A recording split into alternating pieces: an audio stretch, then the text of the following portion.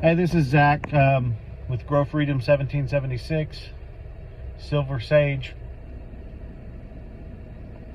I was going to kind of respond to some people don't understand why I see life insurance as a good asset.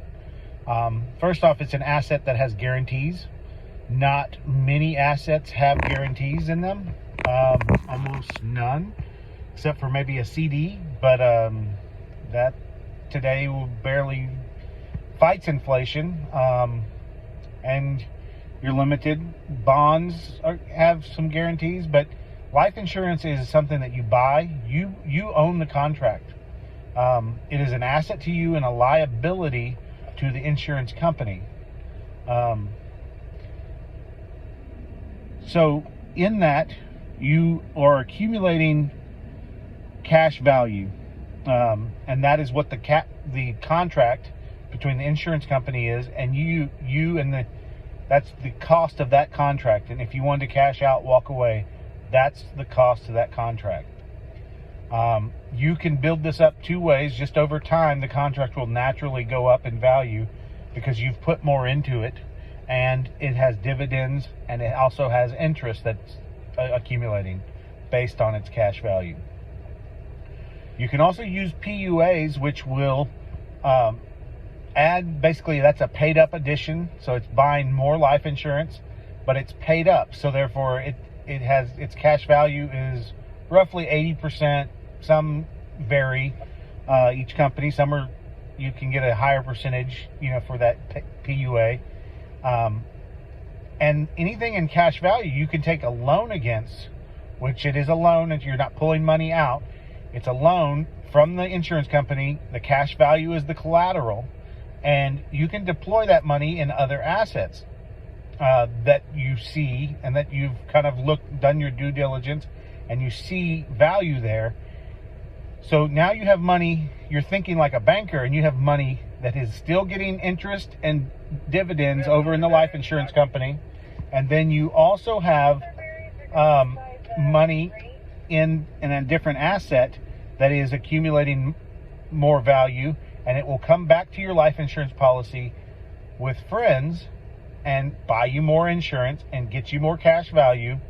And really, when I reference this, I say back into your policy.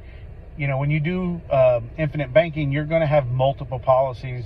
You may have one on you, your wife, your kids, and vice versa. Your wife will probably have policies on you, the kids, herself, and anybody else. So this is a series of policies that you can put money into, because they can't all hold the money.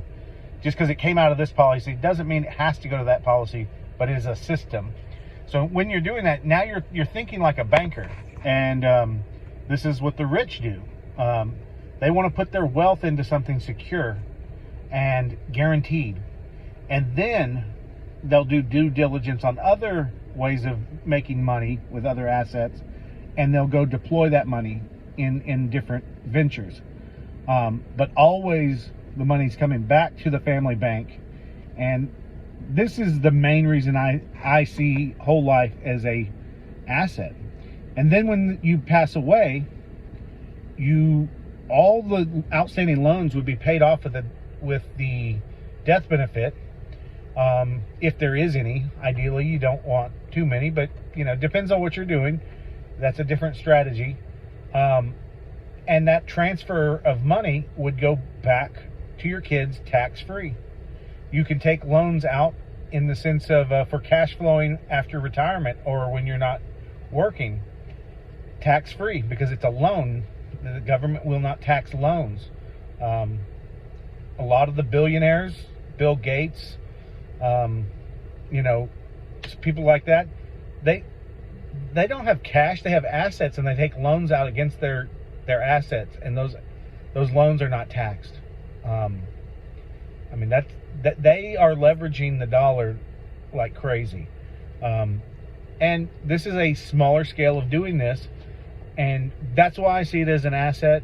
There's more, and we'd have to sit down and talk. But anyways, that's my take on why life insurance should be the first place that any extra income goes into your system, goes into life insurance, you can deploy later on into other assets. Thanks for watching. Thanks for listening. I appreciate all the support.